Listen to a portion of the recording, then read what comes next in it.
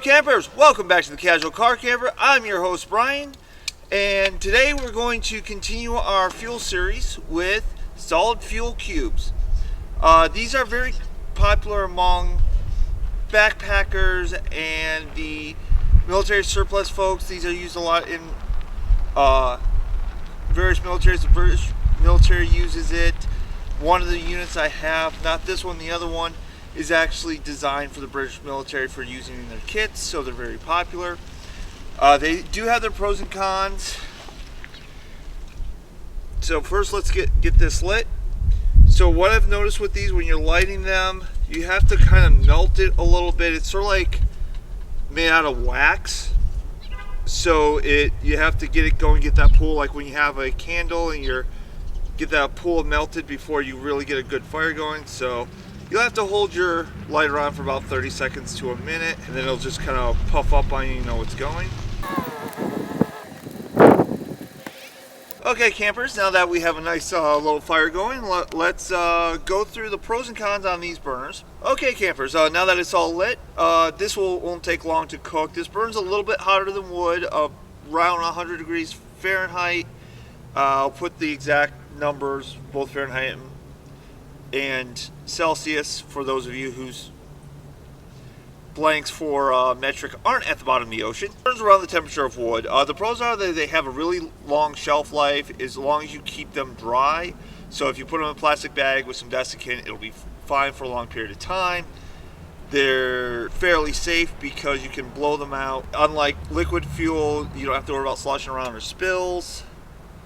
This whole unit is very lightweight. Depending on the size of your pot, you can fit this into a pot with the hexamine in a baggie, and it's ready to go. Now, there are some cons with this. The hexamine especially has noxic fumes, so you have to cook them in your food in something that will protect it from the fumes from the hexamine. The hexamine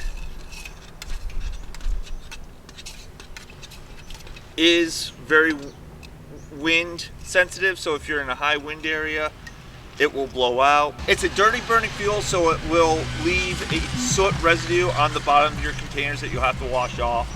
I haven't had too much trouble washing off. I've used this about 3 times now. They're also very sensitive to moisture, so you do want to keep these dry because they will go bad if they're wet. And let's just blow this out for the last thing.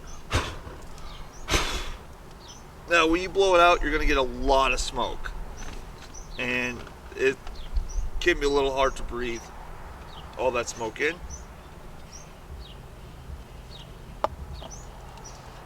Now, there are some alternatives to the hexamine that came with this. You can get alcohol cubes, but they're rated at about half the temperature. There's also fire dragon tablets that work with the fire dragon burner. Those are more environmentally friendly. They don't have the noxious fumes. They don't quite burn as long. This tablet's rated for 20 minutes. The hexamine's rated for 8, but the fire dragons are less toxic, don't have the residue.